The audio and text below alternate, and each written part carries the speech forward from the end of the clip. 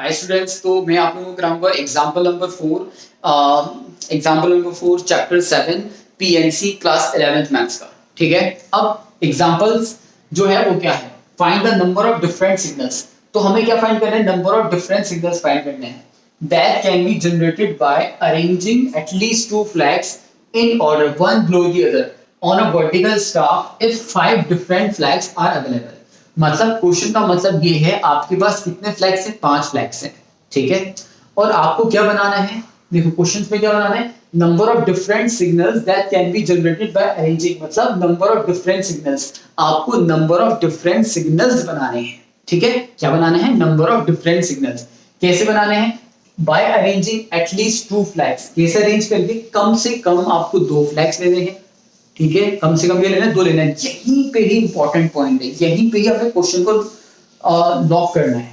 ठीक है, 2 फ्लैग्स हैं तो सर, लेकिन हमारे पास अभी क्वेश्चन में कितने दे रखे हैं, 5 फ्लैग्स दे रखे हैं अलग अलग। इसका मतलब आप कम से कम 2 फ्लैग्स की बात कर रहे हैं, तो इसका मतलब 3 फ्लैग वाला भी बना सकते हैं। मैंने कहा हाँ सर, 4 फ्लैग वाला भी बना सकते हैं। मैंने कहा हाँ सर, 5 वाला भी बना सकते हैं। मैंने कहा हाँ बिल्कुल, 5 वाला भी हम क्या कर सकते हैं, बना सकते हैं। तो सर इसका मतलब इसमें केसेस बहुत सारे होंगे। मैंने कहा एग्जैक्टली। तो सबसे पहले फर्स्ट वाला जो केस होगा वो देखो आप, ये एक फ्लैग इसमें आएगा, एक फ्लैग इसमें आएगा। अब देखो ये जो पहली जगह जब हम भरेंगे तो इसके अंदर कितने चॉइसेस होंगी इसके पास। तो जो 5 फ्लैग है तो टोटल चॉइसेस कितनी होंगी इसके पास, 5।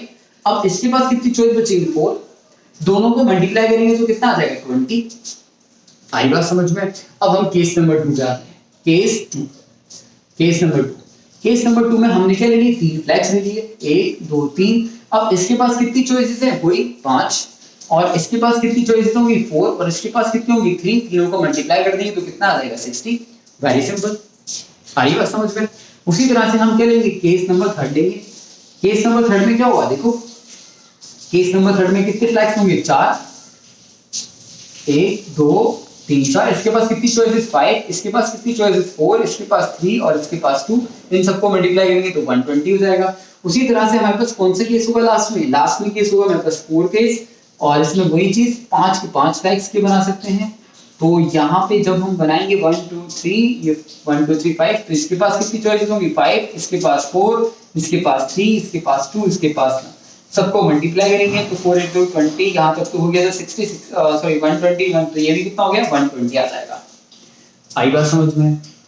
ठीक है, अच्छा सर ये सब हो गया, अब क्या करेंगे भाई, देखो अभी भी फिर बता रहा हूँ चॉइसेस कैसे होंगी, समझना। जैसे कि मान लो ये मैंने आपको बताया था, 2 ब्लॉक्स आपने बनाए, 5 फ्लैग अवेलेबल है।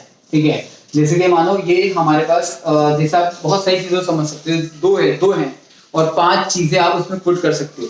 तो इसके पास 5 चॉइसेस हुई है ना, 5 चॉइसेस हो गई इसके पास। या फिर जैसे कि मान लो आपको ड्रेस परचेज करने का, क्या परचेज करने का, ड्रेस।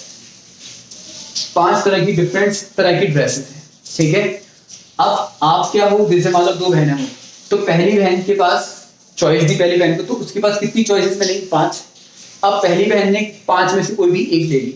ठीक है, उसी तरह से दूसरी बहन को अब चॉइस कितनी मिली, 4 में से ले सकती है, तो वो कितनी हो जाएगी, 4 में से। ये मतलब है।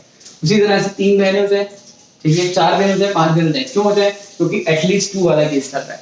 तो कितनी तरह के केस हो सकते हैं, तो 4 तरह के केस हो सकते हैं। तो इन चारों को हम क्या कर देंगे, टोटल कर देंगे। तो टोटल नंबर ऑफ अरेंजमेंट हो जाएगा, टोटल नंबर ऑफ अरेंजमेंट। तो टोटल नंबर ऑफ अरेंजमेंट जो है हमारे पास कितना हो जाएगा, 20 प्लस 60 प्लस 120 प्लस 120। ठीक है, तो ये कितना हो गया, 80। ये कितना हो गया हमारे पास, 200 प्लस, और ये 320 हो गया। ठीक है, तो हम अपना आंसर क्या कर लेते हैं, चेक कर लेते हैं, आवर आंसर इज राइट और नॉट। तो आवर आंसर इज राइट। ठीक है, थैंक यू सो मच। अगर आपको कोई भी एग्जांपल्स में डाउट है तो आप लोग मुझसे पूछ सकते हैं।